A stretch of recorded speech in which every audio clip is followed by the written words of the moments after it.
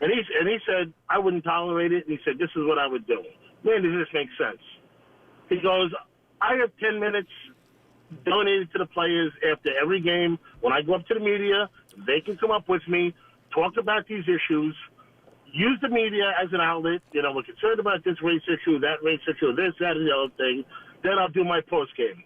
That makes sense because he's, you know, kind of killing, you know, them kneeling. They get a voice. They can hear it. They use the media.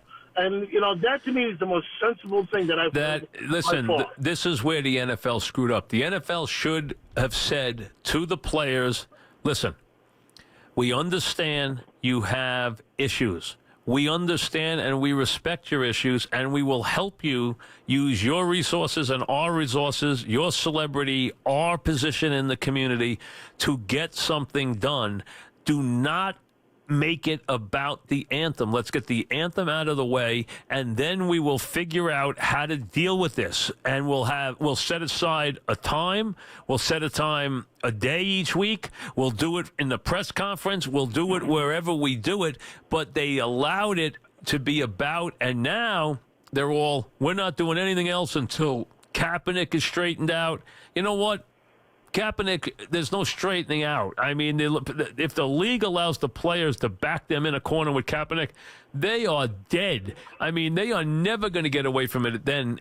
To now, see, the national anthem creates so many enemies because people who would not have a problem with the players' protest are angry that they choose to do it towards the media, towards the military and the flag. So now you divide people even more. Then you get the president involved, and you got the division more. So, and now you have teams that are divided. You got one team saying, oh, I'm fining my guys. The other guy says, I'll pay all the fines for my guys. You got Tish saying one thing, you got Mara saying another thing. I mean, you got teams divided now. So the thing is a total mess. And it's because they don't have any guts and they don't have a plan. And putting a genie back in a box, in a bottle now is very hard down the road this far, because the players now will take it, or they feel it'll make them look like they're backing down. So if the NFL tries to put them under their thumb, they're going to say, wait a second, we don't want it to look like that now. So now the anthem has become the signature of this thing. So instead of the anthem and the whole idea of the salute to the military, the national anthem, the colors, the whole thing, that was not supposed to be the message. Now that has become a part of the message. And now you have a problem because the players do not want to look like they're capitulating. Even if they are willing to, they don't want to look like they're capitulating. So it is from a PR standpoint, it is an utter nightmare for this league. And they can't get past it, and it is hurting them. It's hurting them in every way. Mark in New Jersey. What's up, Mark? Hey, Mike. Hope you had a happy and healthy vacation. Good. What's happening? What's happening? I called you, about a month ago when, Luck went into training camp. You want to see more of him, so we got to see some more of Andrew Luck. I wanted to get your thoughts. He looked pretty good out there to me. That arm's not, it's not a noodle arm. He's got some power behind it. I wanted to, see what you had to say about it. So far, so good. I mean, with him, it's just about whether or not the shoulder's working. I mean, we know how much ability he has, so it's not a question of anything else. I think it's a positive to see him out there. They wouldn't put him out there unless they felt he was healthy. Whether he can remain healthy, whether that team can build the protection around him that he needs. I mean, clearly they've tried to start to go in that direction. They just have to be. They have to be a little patient in that they've allowed that offense to deteriorate so badly in the time he's been gone that they now have to put their eggs in the basket of protecting him with the offensive line, and then after that get to building the offensive weapons. So it could actually be a lean year before they get there.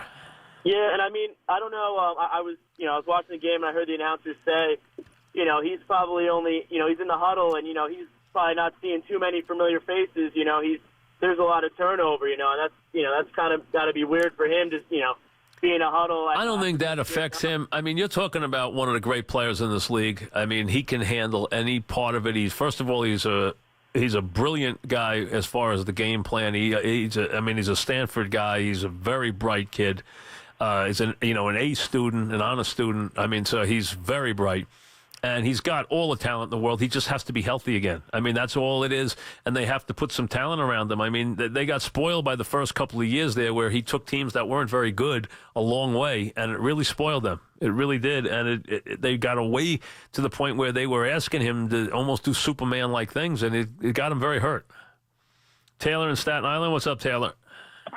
Real quick before I get to my point, it's funny how people always bring up when folks are wrong, but I remember when Luck was healthy and they added all the old guys to the team, like Andre Johnson and that, and you called that like it was going to be a disaster, and it was. Like, that was the beginning of the end. So yeah, that is true. While we're on the Colts. Yes. Good job. Yeah, you were right about that, especially the running back call. Yeah, I hated that one. I know you did. You did. I remember that. It just reminded me when you were talking about it. And one more thing on the Colts real quick. Yeah. I heard Anthony Costanzo is down, their left tackle, and speaking about protecting Luck, that doesn't bode well. No, they got to be very careful there. He can't take any more beatings. He cannot. His career could be over. I mean, he cannot. He was severely hurt. He really was. I agree. They better be careful.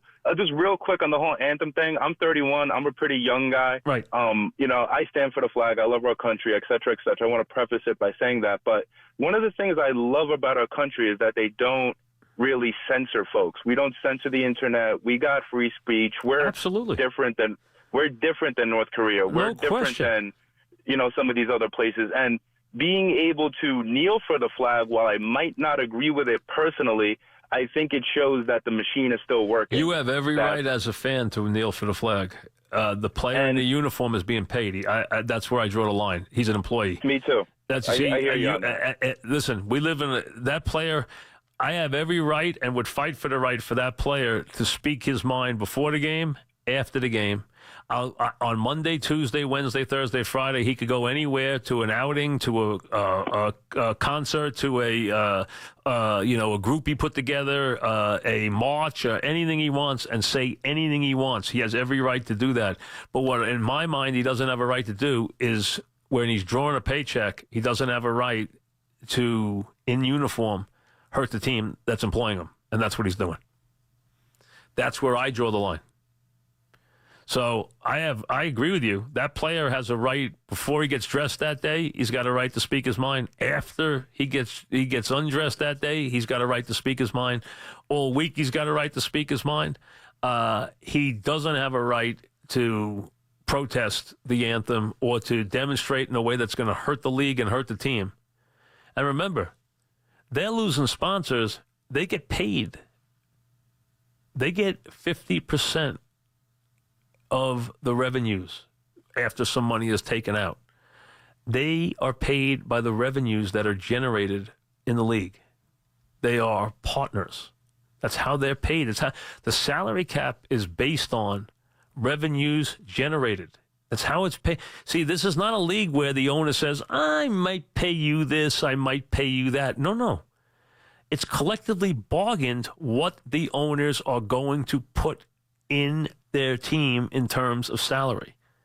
Now, they can decide how they want to allocate it player versus player, but the amount of money they have to spend is a fixed number that is based on percentages. That's part of it. So those players are partners. That's why they're hurting their own bank. They're hurting their own bank accounts, and they're hurting their partners. And that's not the way it's set up, or should be set up. Mark and Charlotte, what's up, Mark? Hey, Mike, I've heard an expression with this whole anthem thing that's been used. What's that? And here's why I think it's wrong. You've heard this expression. They say the players are having a peaceful protest. You've heard that expression? When they say they kneel on the field and they have a right to peaceful protest. I don't think they do. I don't believe they do. No, I'm saying. Right. Yeah. No, Mike. No, I'm saying. You've heard that expression. I haven't heard peaceful protest, no. Okay. Well, here's why I'm going to say that is a misapplied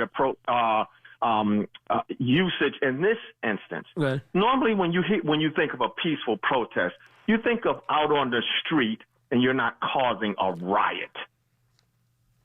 Of course, they're going to have peaceful protests within the stadium because Nobody's going to start a riot before a game. But here's where the guys are wrong, Mike.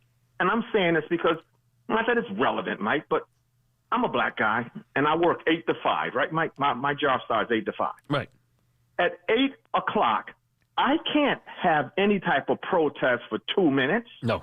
And say, for 2 minutes at 8 o'clock, I'm going to have my protest and I'm going to start the job. Because you know what my manager would say?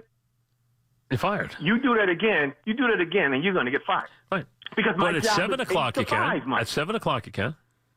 But that's what I'm saying. My point is, my job is 8 to 5. Agreed. When these guys go out on the field, Mike, their clock starts on the job. Listen, that has been my they cannot. Right. That has been my take the entire time. Is that that is the issue? They are employees. It is not the time nor the place for them to do that. I totally agree. Plus, those are the owners of their business partners. They are partners. Leagues now are partnerships between players' associations and owners. That is the setup of major leagues now in this country. They are collectively bargained, set up partnerships. That's what they are. That's what you have. The only sport that doesn't have that is baseball, where they don't have a fixed cap, but they still have money that they have to, by law or by rule, collectively bargained, agree to pay the players. So the bottom line is it's collectively bargained, these issues. And this should have been a collectively bargained discussion between owner and player, and it should have been settled there. That should have been it from the beginning, and the league botched it. Joe in West Hartford, what's up, Joe?